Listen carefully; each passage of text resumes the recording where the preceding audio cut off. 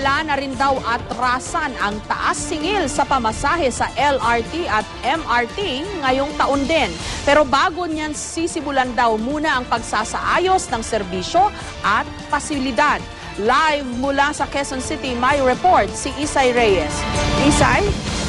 Jessica, maaari ngang maharap ang ating mga commuters sa napipintong pagtaas ng pamasahe sa LRT at saka sa MRT. Pero ayon naman sa DOTC, maaaring hindi or pwedeng hindi muna ito alalahanin ng ating mga commuters dahil uunahin daw muna nila ang rehabilitasyon sa mga nasabing istasyon ng tren bago nila ito isatupad. Araw-araw bago pa man makarating sa eskwela o sa trabaho, kung hindi usok, traffic naman ang kailangan suungin ng mga commuter. Kaya naman para sa mga laging nagmamadali, mas pinipili nila ang sumakay sa tren. Bukod kasi sa mabilis at the aircon, hindi pa gaanong mahal ang pamasahe. Mas efficient yung way at saka compare mo dun sa pagko-commute mo everyday, mabilis. Yun talaga yung main purpose, mabilis, accessible. Tsaka kahit even though nakatayo ka, aircon. Parang mabilis ang biyahe. Yung presyo, kamusta? Okay naman, 14 pesos lang. Sa ngayon kasi, mula North Avenue sa Quezon City hanggang sa Taft Avenue sa Maynila, 15 pesos lang. Ganon din mula sa Santolan sa Marikina hanggang sa Recto sa Maynila. 20 pesos naman mula sa Baclaran Station sa Pasay papunta ng Roosevelt sa Quezon City. Pero kung sakaling matuloy ang napipintong pagtaas sa pamasahe sa MRT, parusa raw ito sa bulsa lalo na ng mga estudyante. Mabigat na sa bulsa yun, estudyante lang kasi kami. Kung sakaling magtataas? Sana wag na po. Bakit? Kasi po, syempre, doon na mapupunta yung ibang kita namin. Sayang din po yun kung magtataas ng papiso-piso.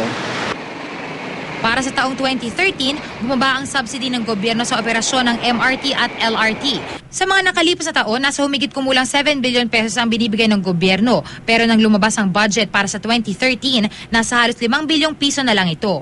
Magkano naman kaya ang itataas ng pamasahe sa kada estasyon ng LRT at MRT? Pag end-to-end, halos 50% yan. Pag i-average mo yung napipinto na na-approve na fare adjustment doon sa original na fare, ang increase mo lang mga 4.99 or 4.95 pesos lang ang increase mo on the average. Kung yung subsidy na binibigyan ng gobyerno ay kulang na, tapos babawasan mo ito, di mas lalo na kailangan mo ng additional na pera through a fare adjustment. Pero bago ito ipataw sa mga pasahero, kailangan muna siyempreng masimulan ang pag-aayos ng serbisyong ibinibigay ng mga tren. Aayusin daw ang mga palikuran, escalator, elevator, pati ang ticket vending machine sa bawat estasyon. Pati ang mga riles ng tren, aayusin din. Wala pa siyang specific date kung kailan ito ipapatupad. Pangalawa, wala pa yung clear na fare matrix. Yung the fare rate na na-approvean, ano yung magiging fare mo from one station to the other, wala pa. Yung klaro, walang eksakto pa. Isa sa problema sa pagsakay sa mga tren, partikular sa MRT, ang matinding siksikan. Sa ngayon kasi, nasa 20 trains lang ang gumagana para serbisyohan ng halos 500,000 pasaherong sumasakay rito araw-araw. Kung susumahin, sa isang araw, mahigit 1 milyong pasahero ang sineserbisyohan ng LRT1, LRT2 at MRT. Jessica, kung sakaling magtataas na nga ang pamasahe ng MRT at saka ng LRT, sisiguraduhin naman daw ng DOTC na worth it ang mararamdaman ng mga kanilang sineserbisyohang pasahero na ang bawat piso na lumalabas sa kanilang bulsa ay talagang mararamdaman nila dahil nga dito sa mga improvements. Jessica? Okay, clarification lang, Isay. Uunahin nilang baguhin o i-improve yung kanilang facilities bago nila tayo singilin ng dagdag pamasahe. Tama ba? Yes, Jessica, tama ka dun. Uunahin daw muna nila. Actually, as of the moment, ay ongoing naman daw ang bidding dito nga sa reconstruction and rehabilitation nitong mga basic amenities dito sa mga LRT and MRT stations.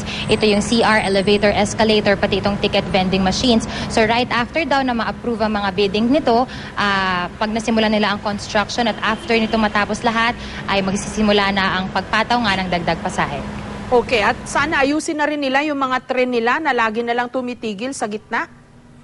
Yes, actually Jessica, na-mention nga rin or napag-usapan din namin yan kanina kasi as of the moment daw, itong LRT1, maraming ang mga trains na hindi na nga functioning right now at yung mga functioning naman ay marami na ring sira. So isa ito sa mga proyekto na kanilang pinagtutuunan ng pansin. Ganun din naman ang MRT. Ang MRT naman, 20 lamang ang units ng trains na gumagana sa ngayon. Kulang na kulang sa kanilang sineserbisyohan ng mga pasahero na 500,000 more or less. Ang tanging under capacity lamang daw ay itong LRT2 na kayang mag-service ng 500,000 passengers pero as of the moment ay 240,000 passengers more or less lang ang sineserbisyon. Jessica. Okay, maraming salamat, Isay Reyes.